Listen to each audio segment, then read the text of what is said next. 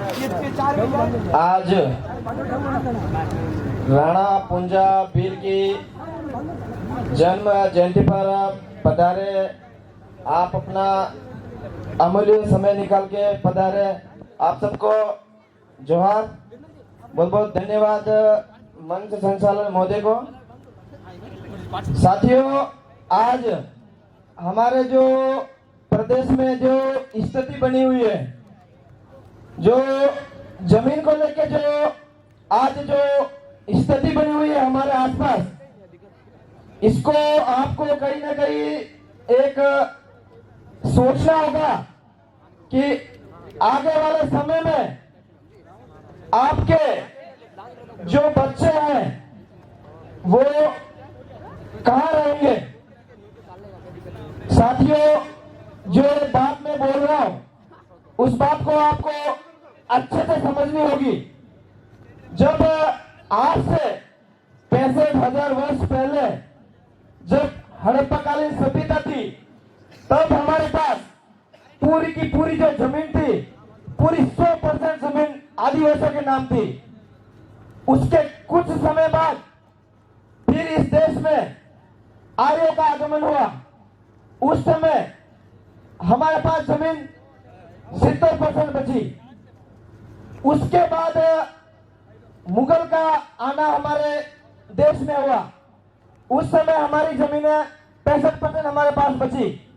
तो यानी हमारे पास 25% जो जमीनें थी वो कहीं ना कहीं हमारे से दूर हो गई, हमारे से छूट गई। अंग्रेज आए, उस समय हमारे पास 65% जमीनें थी। अंग्रेज वापस भी चले गए, उस समय भी हमारे पास 65% जमीनें थी।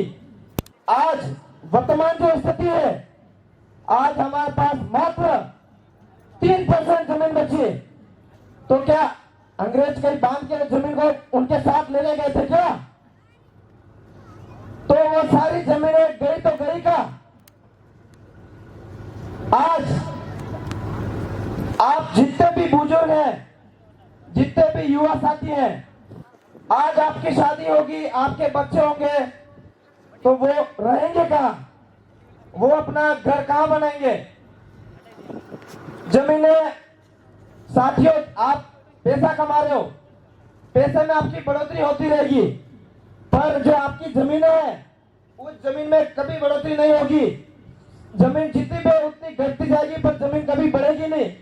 तो आपको जो आपके आसपास जितने भी समाज को तोड़ने वाले, जितने आसपास जो दल्ले घूम रहे हैं, उनको आपको सबसे पहले यहां से भगाना पड़ेगा।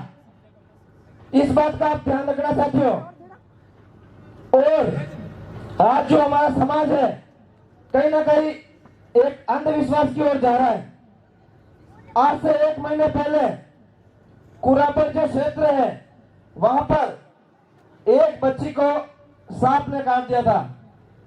तो वहां पर जो एक उनके पिताजी थे, उनको किसी ने गुमराह करके वो झाड़ू फूंक वाले उनके पास गए और उनके वहां गए। 2-3 दिन उन्होंने झाड़ू फूंक करवाया और वो बच्ची 6th क्लास में पढ़ रही थी और उसकी डेथ हो गई। अगर वहां पर अंधविश्वास नहीं होता, वहां पर शिक्षा होती, तो वो डॉक्टर के वहां हॉस्पिटल लेके जाते, तो उस बच्ची की आज जान बचती नहीं बचती? क्या पता वो आने वाले समय में इस देश की कलेक्टर बनती, इस देश की IPS बनती, इस देश की वो उस भविष्य था वो कुछ भी बनती, पर नहीं, क्योंकि उनको गुलामी के जंजीरों में बांध रखा है। उसी तरह से साथियों, आपको भी इन बीजेपी और कमल कांग्रेस के जो लोगों हैं, इन लोगों ने आपको बांध रखा, आपको मानसिक गुलाम बना रखा है। इसको आपको तोड़ना पड़ेगा और आपको इनसे तोड़ के आदिवासी परिवार से जुड़ना पड़ेगा। नहीं तो आने वाले समय में आपकी स्थिति ऐसी हो जाएगी, आप सोच भी नहीं पाओगे। साथियों, आज हमारे समाज पर इतना अन्याय, शोषण कितना हो रहा है, पर आज तक आपके पक्ष में बोलने के लिए कोई लोग नहीं है। आपने जिनको वोट देके आगे भेजा है, आज तक उन्होंने आपके पक्ष में कोई बात रखी है तो आप मुझे मेरे को बताइए। आने वाले समय में आपके हक अधिकार, आपके सभ्यता की, आपके संस्कृति की, आपके पक्ष की बात करेगा, उसी को आप यहाँ से आपके सोच समझ से सेलेक्ट करके आगे भेजना होगा और आपके जो नियम है उनको बचाना होगा, नहीं तो आने वाले समय में स्थिति आपकी बहुत खराब हो जाएगी। मेरे साथियों, इस बात को आप अच्छे से समझ लेना। साथियों, हमारे यहाँ आसपास जितने भी लोग हैं वो कहीं ना कहीं आज इस प्रोग्राम में देख लो, आज की यहाँ जनसंख्या कितनी होनी चाहिए, पर आज का यहाँ पांडाल देख लो, यानी कहीं ना कहीं आप लोगों को आज भी इन्होंने गुमराह करके रखा है। तो आपको इससे दूर होना पड़ेगा, समझना पड़ेगा और अपनी जो वास्तविक दिशा में जो आदिवासी परिवार काम कर रहा है, इस परिवार के साथ आपको जुड़ना होगा और अपने समाज के साथ कंधे से कंधा मिला के आपको अपना चुनकर आपके हक अधिकार, आपकी रक्षा, आपके नियमों की बात करें, ऐसे आदमी को चुन के आगे भेजना है और बीजेपी कांग्रेस के धज्जियां उड़ा देनी आने वाले समय में, इस बात को भी आपको समझना होगा।